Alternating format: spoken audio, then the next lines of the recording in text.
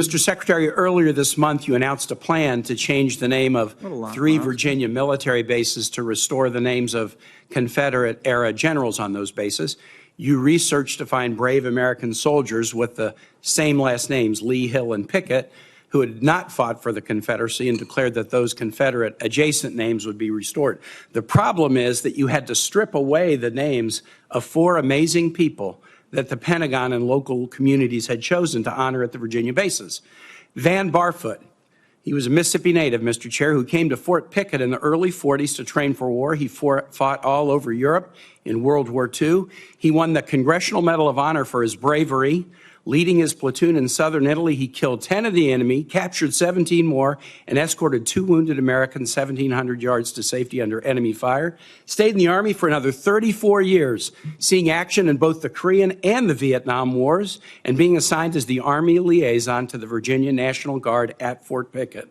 Long after he retired, he maintained his tie to the fort and to the Virginia National Guard. I was at the naming ceremony, where this base, to which he had devoted much of his life, was named in his honor. His family was there, and they were so proud. Arthur Gregg served in the Army for more than 30 years, first African-American to reach the rank of brigadier general, first to reach the rank of lieutenant general, began as an enlisted, eventually decided to become a commissioned officer, went to Fort Lee for quartermaster training, quickly rose through the ranks as an instructor, even though he was not allowed to go to the officers' club because of the color of his skin. He finished his career in 1979 as the director of all Army logistics operations around the world. He stayed near Fort Lee in retirement, raised his family there, and was a continuous beloved presence until his death last summer at 96. He was actually at the renaming ceremony with his family in 2022 at this place that meant so much to him. Charity Adams. Charity Adams was an Army officer during World War II, the first African-American woman allowed to join the WACs. She was the commanding officer of the 6888th Central Postal Directory Battalion, a unique battalion composed primarily of African-American women making sure that American GIs in Europe got their mail during World War II. Our colleagues Jackie Rosen and Jerry Moran successfully passed a bill in 2022 giving the 6888 the Congressional Gold Medal. Charity Adams was the highest-ranking African-American woman in the military at the end of World War II. Her family was at the dedication of Fort Gregg Adams, named in honor of these 2 trailblazing logistics leaders. They were so proud. Finally, Mary Walker, the only woman ever to receive the Congressional Medal of Honor. She graduated from Syracuse Medical School in 1855. She tried to join the Union Army as a surgeon, was turned away because she was a woman. But the need was so great, she eventually got hired at a military hospital in Washington and then was deployed as an Army surgeon with the Army of the Cumberland and the 52nd Ohio Infantry, becoming the first female surgeon in the U.S. Army. She served all over Virginia, including the place where the base is now named after her. She frequently crossed battle lines to treat civilians and even treated Confederate soldiers. She was captured a prisoner of war in Richmond until a prisoner relief president, Andrew Johnson, gave her the Congressional Medal of Honor after the Civil War. Why did you decide that these 4 patriots were not worthy enough to have their names on a base? Well, Senator, as you know, this was never about the names of the bases they were renamed to. So you don't challenge the worthiness? Restoring all bases to their original name, because we're not about erasing history. Okay, you don't care about their military record. You wanted to restore the Confederate names. When you called the Gregg family to tell them that their dad's name was no longer going to be on the base, what was their reaction? Senator, the Army notified them of that. You didn't call any of the families, and I've spoken with the families, and the families were called by the press. That's how they learned about this. They learned about it from the press. You didn't call the Barfoot family, the Gregg family, and you didn't call the Adams family. I told the families I'd ask you about this today. In fact, 2 of General Gregg's granddaughters, Avery and Sydney, are right here in the audience, and I want to ask you this as I close.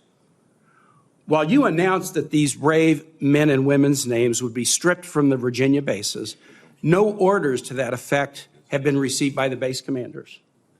In light of the patriotic service of Van Barfoot, Arthur Gregg, Charity Adams, and Mary Walker, I'd like to ask you simply not to issue the orders changing the names of these Virginia bases. These families, my Commonwealth, are very proud of these heroes, very satisfied with these names, and ask you not to change them. Will you honor these exemplary patriots and keep their worthy names in places on the bases they loved and where they served? Well, Senator, we very much thank and appreciate them for their service, and we'll find ways to recognize them, but the orders will soon be going to those bases to change the names back to the original name that never should have been changed. But you have the power to not send those orders. They haven't gone out yet, correct? Thank you. Senator, your time has expired. I'm somewhat puzzled. I grew up in Virginia where Robert E. Lee was revered. I think when I was a kid, his birthday was a school holiday. But as I grew older and learned more about American history, I learned that he fit the classic definition of a traitor. He took up arms against his country. He broke his oath as a member of the United States Army, which he took upon entering his career at West Point. Why are you going through these incredible gymnastics, finding current soldiers or other soldiers to rename? And you slipped a minute ago. You said we're returning these bases to their original names. Robert E. Lee, leading general of the Confederacy, Pickett, the other names. Why are you doing this? I don't understand what the motivation is to rename bases for people who took up arms against their country on behalf of slavery.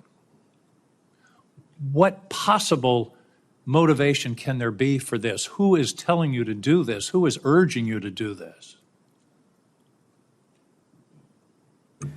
Senator, the veterans and service members across the country who have deployed from Fort Bragg or Fort Benning or Fort Hood or Fort Pickett, there's a legacy, there's a connection to those bases and to those places, to what they trained for there, what they did for, and what they came home back to.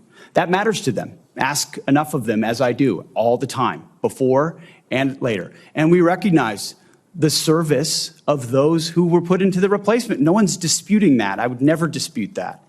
What we're looking at is erasing history, erasing names, erasing base names that service members are tied to. It's not Talk to people that serve at Bragg. Recognizing Ask people that history. serve at Fort Bragg or Fort Benning if they like the fact that the names have been returned. And to a man and to a woman, they will tell you, thank God we're back to Fort Bragg, and thank God we're back. And thankfully, because so many men and women in this country have served, there's a Benning and a Bragg and a Pickett and a Hood has a Silver Star or a Medal of Honor that we could rename the base to because of the limits of what Congress allowed us to do. So this is something we've been proud to do, something that's important for the morale of the Army, and those communities appreciate that we've returned it back to what it was instead of trying to play this game of erasing names. We're not erasing history, Mr. Secretary. We're recognizing history and recognizing that mistakes have been made in this country. The greatest of all was the Civil War, where people took up arms against their country on behalf of the institution of slavery. And to continue the practice of recognizing those people and honoring them by the naming of these bases is, I believe, an insult to the people of the United States.